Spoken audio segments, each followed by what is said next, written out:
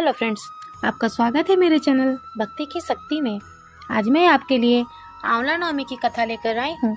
अगर आपको यह कथा पसंद आए तो कमेंट बॉक्स में विष्णु भगवान की जय अवश्य लिखें।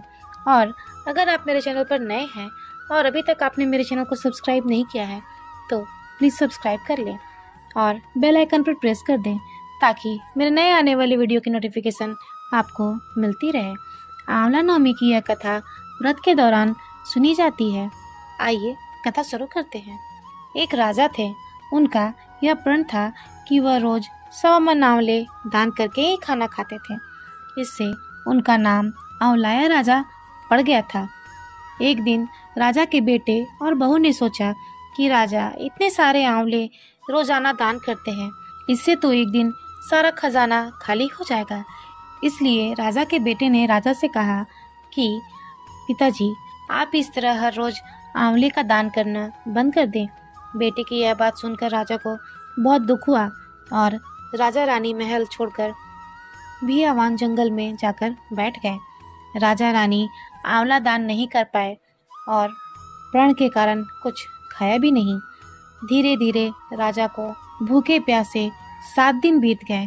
तब भगवान ने सोचा, यदि मैंने इनका प्रण नहीं रखा और इनका सत नहीं रखा तो सबका मेरे ऊपर से विश्वास चला जाएगा, कोई मुझ पर विश्वास नहीं करेगा।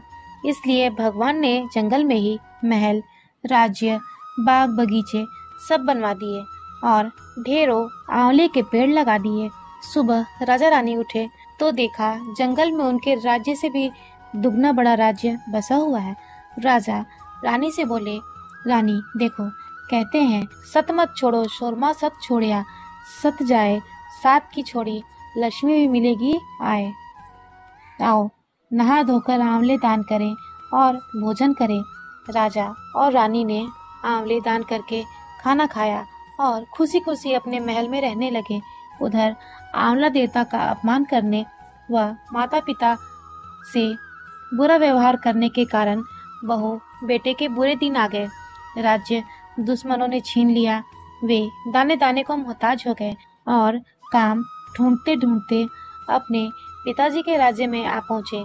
उनके हालात इतने बिगड़े हुए थे कि पिता ने उन्हें नहीं पहचाना और काम पर रख लिया।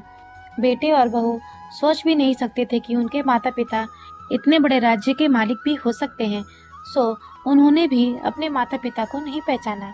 एक दिन बहू ने सास के बाल बनाते वक्त उनके पीठ पर मस्सा देखा। उसे यह सोचकर रोना आ गया कि ऐसा ही मस्सा मेरी सास को भी था।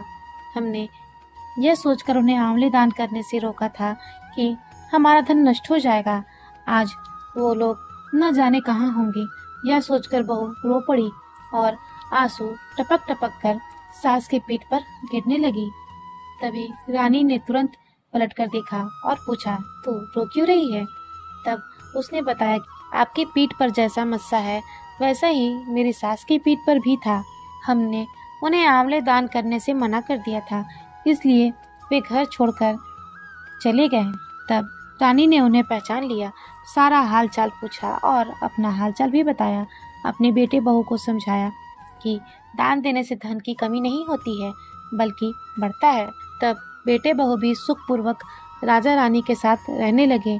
तो हे भगवान, जैसा आपने राजा रानी का सत रखा वैसा सत सबका रखना, कहने सुनने और सारे परिवार को सुखी रखना। जय हो भगवान विष्णु की, जय हो आंवला देव की।